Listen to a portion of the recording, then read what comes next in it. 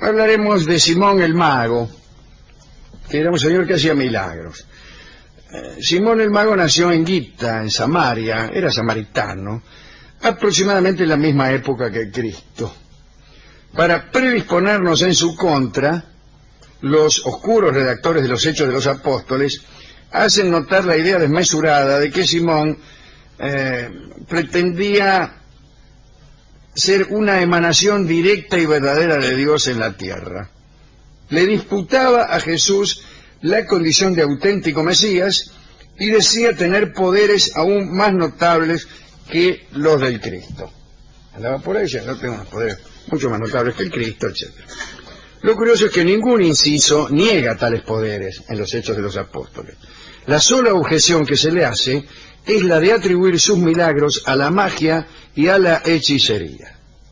A nuestros ojos criollos, Simón aparece como un compadre, propenso a la jactancia e incluso a la elegancia exagerada, nada más lejos de la figura de Cristo. Según parece, Simón predicaba su propia grandeza, yo soy el mejor, qué sé yo, en compañía de una prostituta llamada Helena. La hermosura de esta mujer, que también era demasiado ostensible, al respecto digo que prefiero esas bellezas indiscutibles, enfatizaba los discursos de Simón. La había comprado, me refiero a la mujer, ¿no?, en un prostíbulo de Alejandría, y sin embargo sus discípulos juraban que esta mujer era la encarnación del pensamiento divino. Clemente de Alejandría nos ha dejado una lista de los prodigios de Simón Mago. 1. Hacía caminar a las estatuas. Extraordinario. Se imagina, sí. Lo ponía usted frente al monumento al trabajo y en 20 minutos lo tenía en retiro. Se acostaba sobre el fuego sin quemarse. Volaba. Convertía las piedras en pan. Se convertía él mismo en cabra. Te aprovechamos para saludar al cantante de mi grupo musical del mismo nombre. Debe estar comiendo alfalfa ahora. Sí. En serpiente y en realidad en cualquier otro animal. ¿Y por qué citó la cabra al principio? Así, para enfatizar. Es curiosa, porque así dice Clemente de Alejandría. Clemente de Alejandría dice, se convertía en cabra, en serpiente o en cualquier otro animal. Le pareció que ese modo de enumerar era eficaz. Y a nosotros nos pareció que era encantador, justamente por ineficaz. Dice un texto chino, los animales se dividen en cuadrúpedos, pertenecientes al emperador, que acaban de comerse una tortuga. Esa forma de dividir es perfectamente caprichosa y nos gusta por encantadora, no por artificial, por eficaz. Es decir, entonces Simón se convertía en cabra, en serpiente o en cualquier otro animal. 6. Aparecía como Jano, como el dios aquel romano, con dos rostros, uno anterior y otro posterior. Uno miraba para adelante y otro para atrás. Era capaz de convocar fantasmas de toda clase. Y finalmente, atención amigos, lograba que los muebles domésticos cumplieran sus órdenes. A ver, le decía a una silla, camine para allá. Camine para allá, vaya hasta el patio, que dentro de un rato voy yo. A todos los muebles, sin excepción. Sí, no, a los que él se le ocurría, a un ropero, córrase, aplásteme ese bicho. Oiga, ¿estos poderes eran siempre en beneficio propio o eran... Berenice, la novia del emperador Tito, lo vio en las calles de Tiro, rodeado de una multitud de sombras que, según él decía, eran almas de los muertos. Se cuenta que unos escépticos trataban de descubrir fraudes o imposturas en sus procedimientos. Simón logró convencerlos de su poder y hacerlos sus discípulos. Pero luego los castigó con espantosas enfermedades y finalmente los entregó a unos demonios que tenía a su servicio. para cuando los muebles le fallaban. Sin embargo, el suceso más célebre de la vida de Simón es más filológico que milagroso. Se trata de su intento de soborno al apóstol Pedro para que le concediera el poder de imponer las manos. Desde entonces, esta clase de iniquidades llevan el nombre de simonía. La simonía viene de ahí, ¿cierto? Después de aquel episodio, Pedro lo tuvo entre ojos. A decir verdad, lo rastreaba por todos los boliches para enfrentarse con él. Un día lo fue a buscar a la casa, y en la puerta se encontró Pedro con un monstruoso perro guardián. Con la mayor tranquilidad, Pedro ordenó al animal que fuera a buscar a su amo y le informara en perfecto arameo que un señor quería hablar con él. El perro dio cumplimiento inmediato a aquella comisión. Simón retrucó indicando al perro que hiciera pasar al visitante. Mientras paseaban por el fondo, Simón levantó vuelo. Claro. Y Pedro lo hizo caer. El mago se fracturó las piernas. Después se encontraron en el cortejo fúnebre de un niño. Allí compitieron a ver quién lo resucitaba mejor. Pedro consiguió que el niño caminara, hablara y comiera. Pero, a decir verdad, el que lo sacó de muerto fue Simón. De todos modos, la muchedumbre se pronunció en su contra y tuvo que huir al galope. Simón murió como buen mago al fallarle una prueba. Como demostración de sus poderes, se hizo enterrar vivo y aseguró que saldría del sepulcro al cabo de 3 días. Nadie volvió a verlo jamás. Simón murió como buen mago, ya se lo dije, pero no tenemos referencia de lo que hizo en el más allá. Si fue al cielo, si fue al infierno, hubiera sido interesante saberlo, pero las referencias son nulas. En verdad tampoco datos ciertos de su muerte, más allá de su desaparición. Se sabe que fue más o menos allá por el 70 después de Cristo. Acerca de los milagros y de la fe, quiero contarles una pequeña historia. El notario Pedro Ramírez Vilches creía en milagros. Daba por buenas todas las historias que le contaban las viejas del barrio y estaba suscrito a varias publicaciones de divulgación esotérica. Una noche soñó con unos duendes petizones que trataban de decirle algo. El hombre se despertó asustado y entonces vio que los duendes habían saltado fuera del sueño y se habían instalado al pie de su cama. Uno de ellos, con un trozo de carbón, escribió en la pared las siguientes palabras: los milagros no existen. Y desde entonces el notario Ramírez Vilches ya no cree.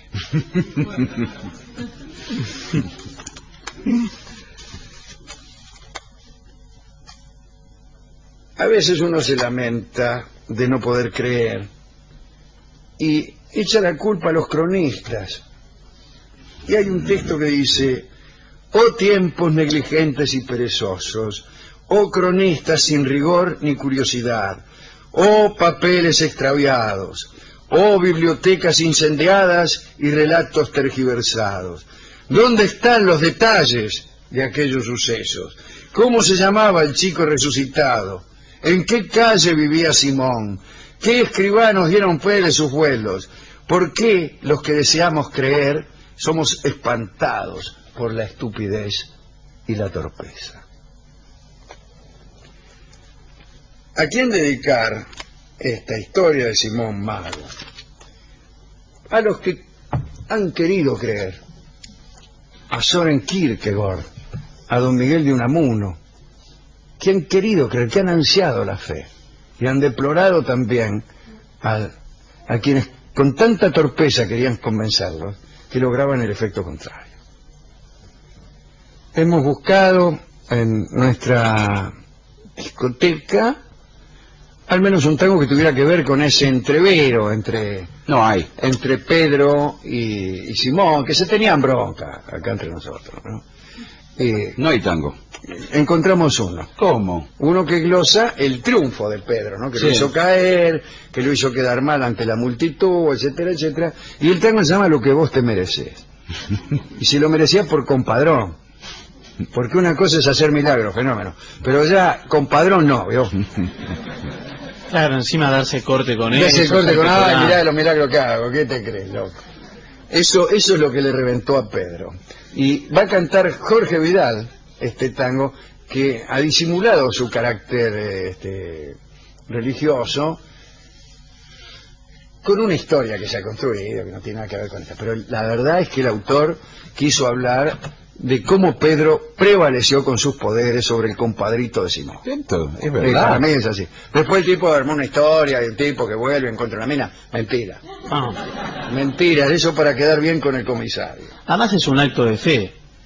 Todo es un acto de fe. Incluso creer que ahora mismo un aparato cualquiera nos va a dejar oír la voz de Jorge Vidal. Tenemos algunos datos nuevos sobre talismanes para hacerse invulnerable. Atención, amigos. Cuenta Brantôme que las tropas cristianas, en épocas de las cruzadas, supongo yo, eran palpadas, eran revisadas, para saber si los soldados llevaban escondidos talismanes que no tuvieran que ver con la ayuda natural que debía brindarles Dios. No sé si eran las cruzadas, pero bueno.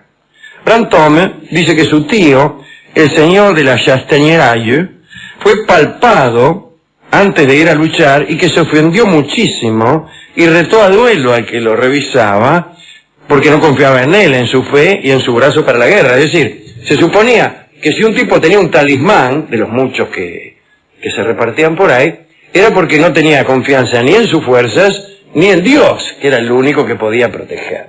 Así que los palpaban. Antes de entrar en batalla, los revisaban para ver quién andaba con un talismán abajo del pocho. Vamos a contar una historia breve. En la localidad de Danzig vivía a mediados del siglo XVI un hombre llamado Honorius Offe. Vendía todo tipo de amuletos que daban a su portador el poder de eludir cualquier estocada, cualquier golpe. Offe era un mercader de telas que ocultaba entre sus sedas, sus terciopelos y sus villelas estos amuletos, y también tenía elixires para que cualquier herida se volviera intrascendente y sanara con la mayor prontitud. Cuentan que a la tienda de Offe llegaban mujeres virtuosas, guerreros, herejes perseguidos, criminales precavidos, en fin. Los productos que vendía Honorius Offe eran de una ineficacia completa. No servían para nada. Ahora bien, este vendedor de elixir creyó que la comprobación de esa ineficacia iba a ser imposible. Los que salían victoriosos, desde luego, creerían fervientemente en los productos de Offe. Y los que quedaban malheridos no iban a perder tiempo en quejas. Desde luego, los que morían tampoco iban a ir a quejarse. Pero vino a suceder algo que Offe no había esperado. No fue un criminal, ni un hereje, ni un guerrero el que se acercó para pedirle ayuda. Resulta ser que, enterado por habladurías de pueblo, el rey Fernando I, que fue sucesor en Alemania de Carlos V, lo fue a ver. Fernando estaba por operarse del estómago, ¿no? Y estaba aterrorizado, naturalmente. Operarse del estómago en el siglo XVI daba más miedo que ahora, así que calculo. Eso es mucho decir.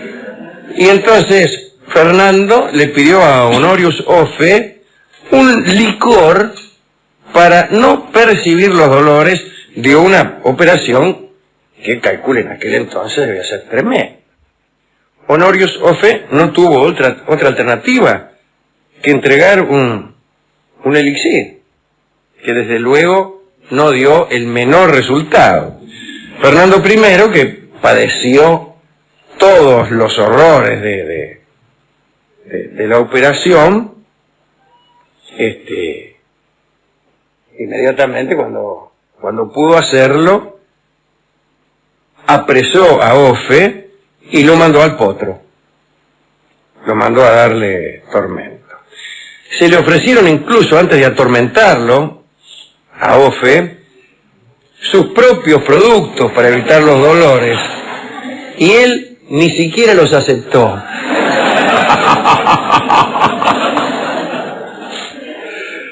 Así que los padecimientos fueron los pertinentes y tras ellos murió. Era el año 1562. Avancemos algunos años y vayamos a Irán. Allá a mediados del siglo XIX apareció una secta, una fe, podríamos decir, conocida como el babismo, que desde luego era considerada herética por el rito oficial. El fundador fue Mirza Ali Muhammad, a quien sus seguidores llamaron el Bab, es decir, la puerta. Recuérdese el estrecho de Bab el-Mandeb.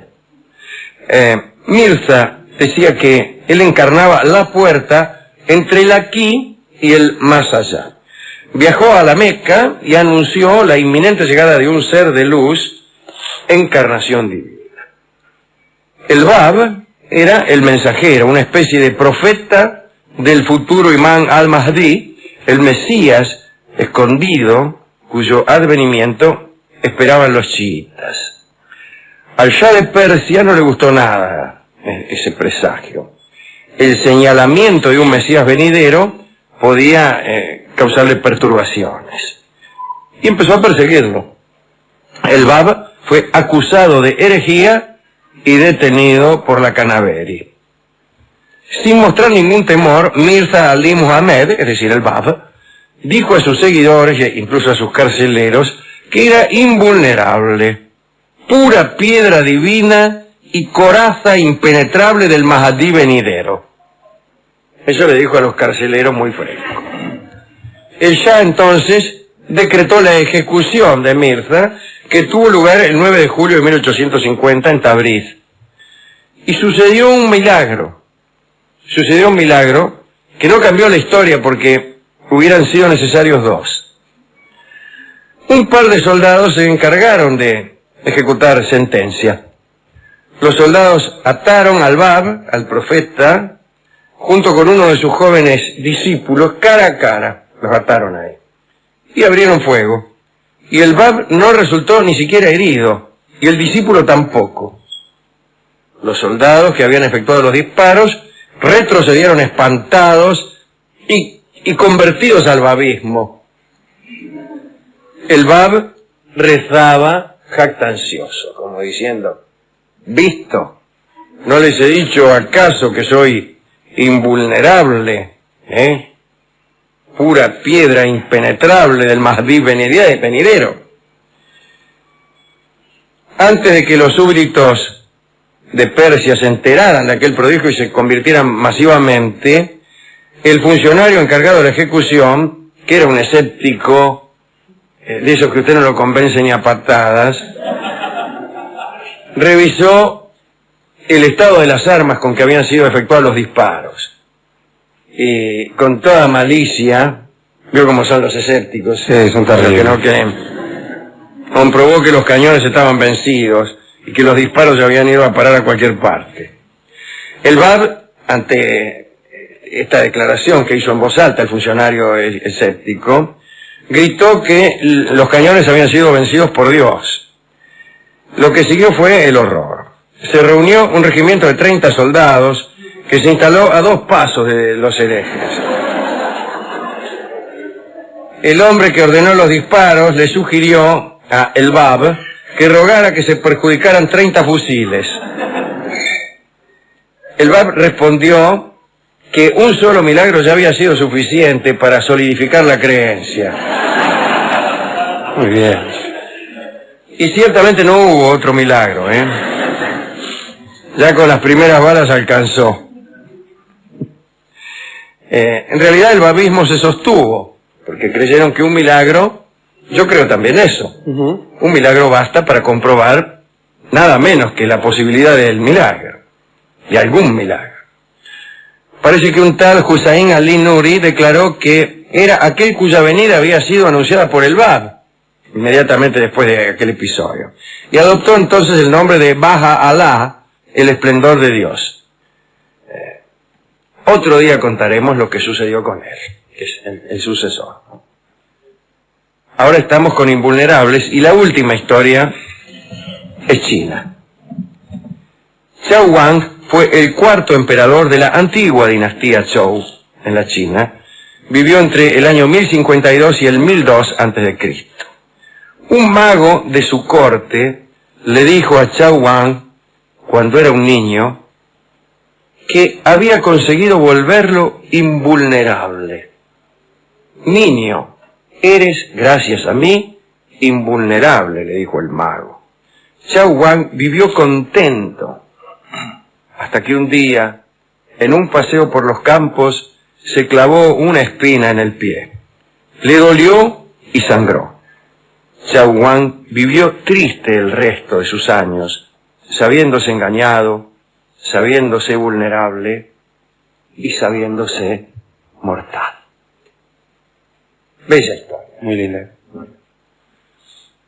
¿A quién dedicar este catálogo de supuestas invulnerabilidades? Esa guay me gustó mucho, Alejandro. Bueno, al programa Invulnerables de la televisión. ¿No está mal? Invulnerable. No. Vulnerables. Ah, con razón no lo entendía. Vulnerable. Vulnerable. Bueno, al programa Vulnerable. Era muy bueno. Porque se ha visto que después de todo, estos tipos que la iban de invulnerables fueron vulnerados. Y uno entiende el dolor de Xiao Wang, Alejandro. Todo aquel que se ha creído en algún momento para alguien especial, cuando se da cuenta que no lo era. Qué profundo dolor. Sí, sí. Es uno de los únicos dolores posibles. Podría, de un modo cínico, decir que toda historia es eso, ¿no? Es creer que uno ocupa un lugar y descubrir que ocupa otro. Eso describe casi cualquier historia dramática. Estoy escribiendo una novela. ¿Cómo es? Pregunta usted, y yo le contesto. Muy simple, un señor ocupa un lugar, pero cree que ocupa otro. Ajá. Ah, qué interesante. Y esa es la novela que ustedes dicen. Sí. Para arrancar está bien. Un le hombre digo. ocupa un lugar, a saber, es un pobre loco de una aldea manchega, Sí. y cree ocupar otro, El de un caballero. el de caballero. Andante. Una dama ocupa un lugar, esposa de un maestro de provincias, y cree ocupar otro, reina del corso. Sí. Y es Emma Madame Bovary. Bovary. Sin embargo, un señor ocupa un lugar, héroe de las fuerzas de los aqueos en Troya, Sí. y sin embargo cree que ocupa ese lugar. Es decir, en la Odisea, en la Ilíada no funciona, porque Aquiles sabe que va a morir, es un hombre que va a morir pronto, y cree exactamente eso.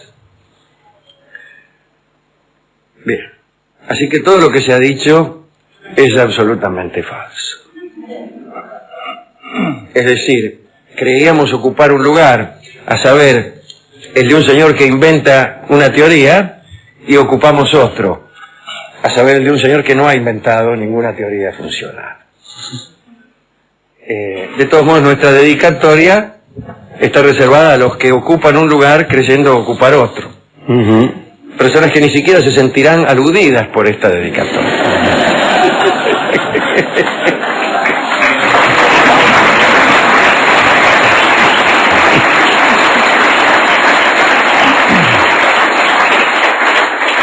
Hemos ido a la discoteca, que está cerrada por ser hoy Navidad. No es Navidad hoy. Está cerrada por la hora. Porque es tarde, está cerrada. Bueno, usted siempre encuentra un pretexto para cerrar. De todos modos, por abajo de la puerta nos han pasado un disco que alude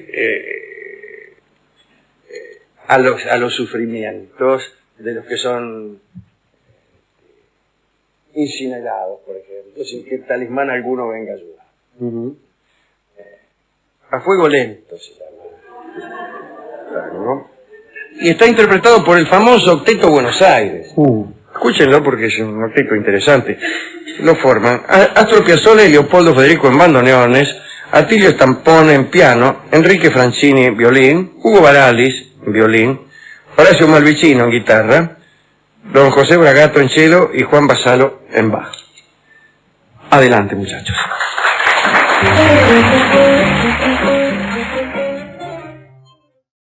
Nuevo catálogo de excentricidades de reyes y poderosos. Atención, cada tanto armamos aquí unos catálogos de príncipes o poderosos que han tenido berretines y obsesiones poco tradicionales.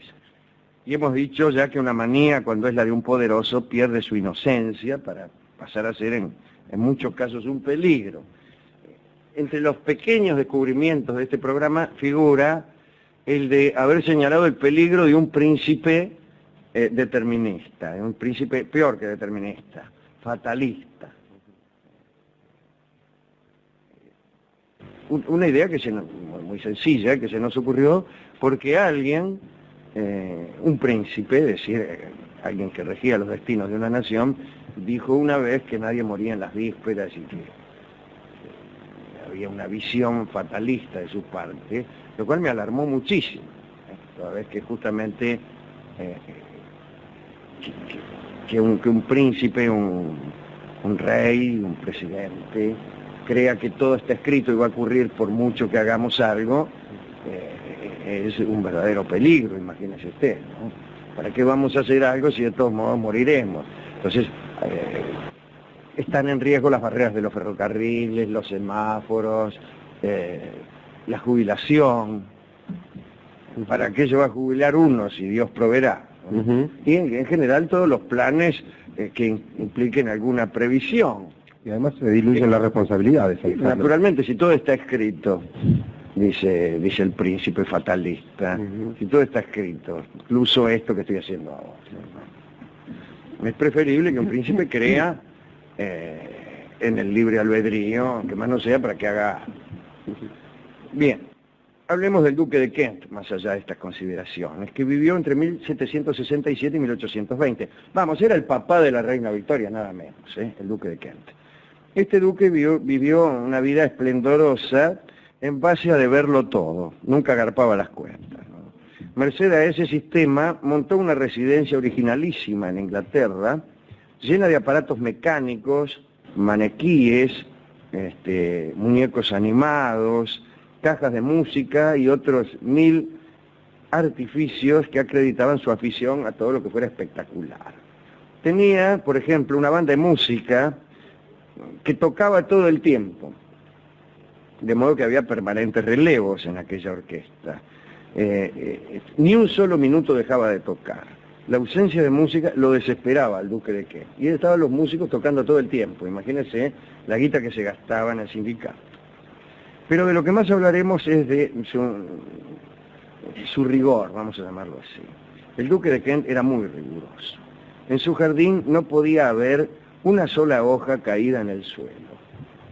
Cuando allá por 1790 lo nombraron gobernador en Gibraltar, se dedicó a amargar la vida de los militares del Peñón, justamente con su manía.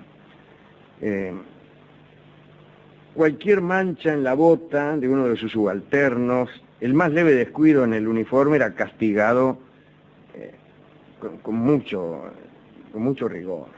Los azotes y los palos menudeaban en proporción paralela a la creciente masa de desertores y fugitivos que se rajaban de la autoridad de aquel maniático. Convencido de que aquella guarnición era un antro de pecadores, el duque elaboró un manual reglamentario que comprendía 300 páginas de texto impreso. En esas páginas se disponía la longitud de la barba, de las patillas y, a decir verdad, el empleo de cada minuto del día. El duque de Kent también legisló acerca de los usos y conductas que debían observarse fuera de las horas de servicio. Se preocupaba, por ejemplo, de asuntos tales como la sombrilla y los oficiales. ¿Debe un oficial llevar sombrilla? ¿Cómo? ¿Cuándo? Etcétera.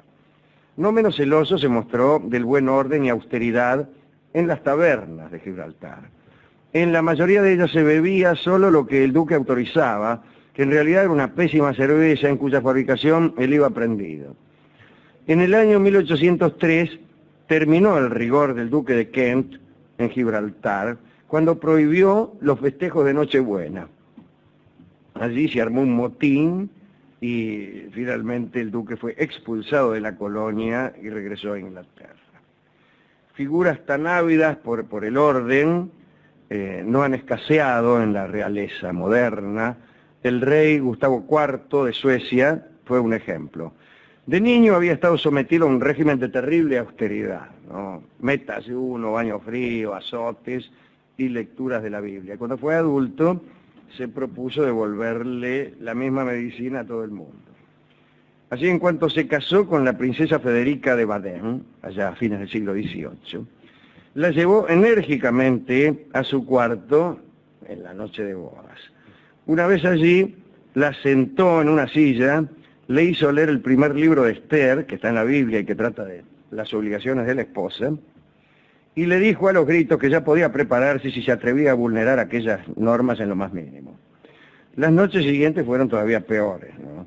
Le ordenaba a Federica que le leyese fragmentos de las Escrituras y que se mantuviera a medio metro de su persona en todo momento, incluso a la hora de dormir. Si ella, desprevenida o dormida, incurría en una infracción y le acercaba, pongamos por caso, una pierna, un pie, una mano o el pelo, era avisada a los golpes. Como era de esperar, el matrimonio terminó en divorcio. Una manía del Kublai Khan era la que a continuación se detalla. Tenía por costumbre pasar cada noche en compañía de 5 muchachas, las cuales permanecían con él durante 3 jornadas. Después serán relevadas por otras 5. El pertenecer a esos grupos de 5 muchachas derivaba de un complicado proceso de selección que empezaba 2 años antes del día en que eran conducidas al lecho imperial. Parece que la mayoría de ellas procedía de la provincia tártara de Ungut, famosa por la belleza de sus nativas, famosa en los alrededores de Ungut, ya que ninguno de nosotros ha oído hablar jamás de la belleza de las mujeres de Ungut hasta esta noche. Centenares de ellas eran seleccionadas y remitidas a unos puntos de agrupamiento donde eran examinadas física y psíquicamente con gran minuciosidad. Es notable que el examen fuera efectuado por varones, a diferencia de otras técnicas practicadas en los harenes islámicos, donde estas funciones eran ejercidas por mujeres sabias y expertas, por no decir otra cosa. Cuenta Marco Polo que en aquella selección se daba a las chicas unas notas generales, después de haber medido los valores del cabello, la boca, los ojos y la figura. Estos valores se resumían en una estimación global que era presentada al Kublai Khan, al revés, al Kublai Khan. Los mejores 5 promedios, por decirlo así, llegaban al lecho del poderoso. Últimos berretines. En la corte inglesa vivieron muchos personajes extraordinariamente avaros o preocupados casi con exclusividad por asuntos monetarios y ahorros. La reina Adelaida, famosa, sí, por cierta particularidad, era esposa de Guillermo IV y antecesora de Victoria, ¿no? Vigilaba que en sus alcobas y salones no se extraviara ni un solo alfiler. Pero no hablamos metafóricamente, porque era justamente a propósito de los alfileres, donde el control de Adelaida llegaba a lo más refinado.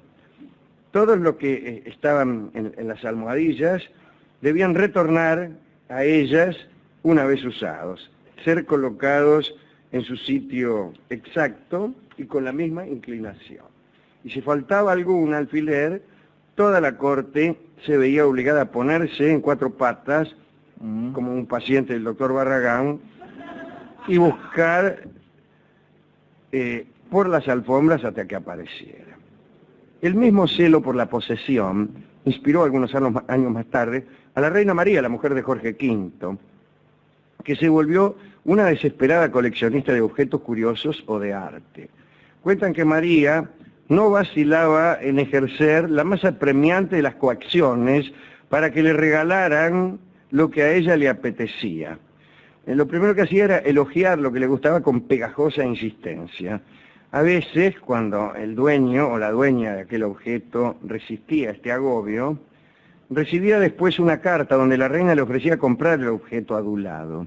Apenas se sabe de nadie que saliera ileso de estos asaltos. Sin alejarnos de la época ni del ambiente, diremos para terminar algo acerca de un hijo de la reina Victoria, el duque Alfredo de Edimburgo, que vivió hasta el 1900.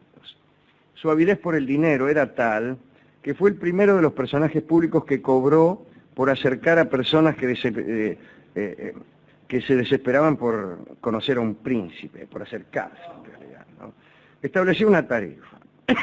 Cobraba 5 libras al tipo que quería ser presentado al príncipe de Gales y 50 por almorzar con él. Era un negocio secreto.